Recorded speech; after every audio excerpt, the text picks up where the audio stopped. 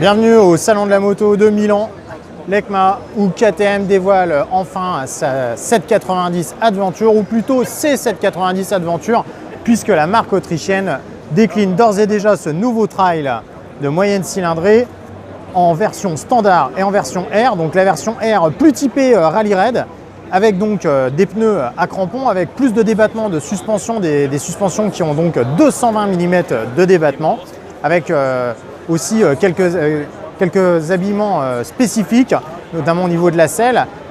Des suspensions donc aussi entièrement réglables. Cette 790 Adventure, elle est basée sur le roadster Duke 790 que nous avons testé il n'y a pas longtemps. On retrouve donc le bicylindre parallèle développé par KTM, qui développe donc sur ce trail 95 chevaux, c'est-à-dire 10 de moins que sur le roadster, parce que KTM a retravaillé en fait la cartographie d'injection pour avoir une délivrance de la puissance un petit peu plus souple, plus adaptée donc à une pratique tout-terrain, et pour avoir aussi évidemment plus de couple. Vous noterez là au passage ces excroissances noires qui nous ont fortement intrigués, Mathieu et moi, quand nous sommes arrivés, car nous nous sommes vraiment demandé à quoi elles pouvaient bien servir. Alors figurez-vous qu'il s'agit en fait tout simplement d'excroissances qui servent à accueillir l'essence. Et oui, car les 20 litres d'essence sont en partie contenus de chaque côté de la moto, donc dans ces espèces de valoches. Donc c'est une grande première sur une moto de série. C'est un système en fait inspiré du rallye raid qui permet à la fois d'abaisser le centre de gravité de la moto, d'emporter une quantité non négligeable d'essence. Faut avouer que ça donne un look très particulier à cette moto, et ça permet aussi évidemment d'avoir une arcade entre les jambes maintenue, donc avec un réservoir qui, lui, vous le voyez, est quand même assez étroit sur cette partie. Donc ça permet donc d'avoir une bonne mobilité sur la moto, notamment en station debout, pour pouvoir avaler de la bosse et du sable. Puisqu'on est ici, j'en profite pour vous montrer le tableau de bord TFT de cette moto en couleur, quelque chose de très complet, hein. C'est un élément sur lequel KTM nous a habitués depuis quelques années à utiliser. Donc vraiment quelque chose de très lisible, de très complet, qui peut se raccorder à un smartphone comme le veut désormais la tendance. Le tout est commandé depuis ces touches sur le commodo gauche, des touches qui sont rétroéclairées comme le veut aussi l'habitude chez KTM. Bref, on n'oublie pas voilà, la fonctionnalité chez KTM. Vous noterez aussi sur cette moto un bras oscillant en caissonné, comme sur beaucoup de motos de la marque Orange. Le cadre est de type treillis tubulaire renforcé au chrome mobilène. Là encore, c'est du classique chez KTM. Les suspensions, on l'a dit, donc à grand débattement, c'est du WP.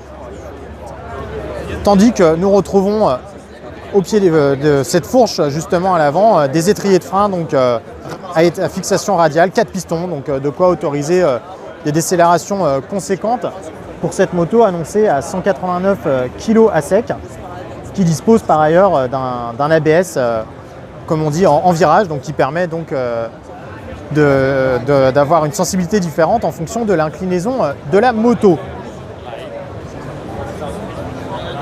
Passons maintenant à la version standard, donc plus routière, de la 790 Adventure, qui se singularise tout d'abord par ses débattements de fourche légèrement inférieurs. Donc là on est sur du 200 mm de débattement, donc globalement comme sur une Africa Twin avant-arrière. Donc déjà un débattement tout à fait généreux, hein, qui autorise des excursions off-road bien musclées.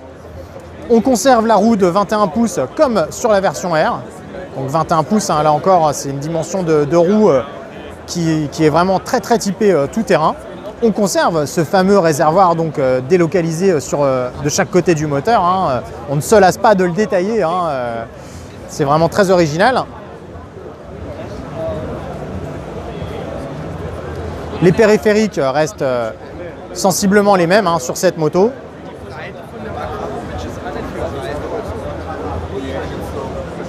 Le moteur aussi est strictement identique, hein, toujours un bicylindre de 95 chevaux.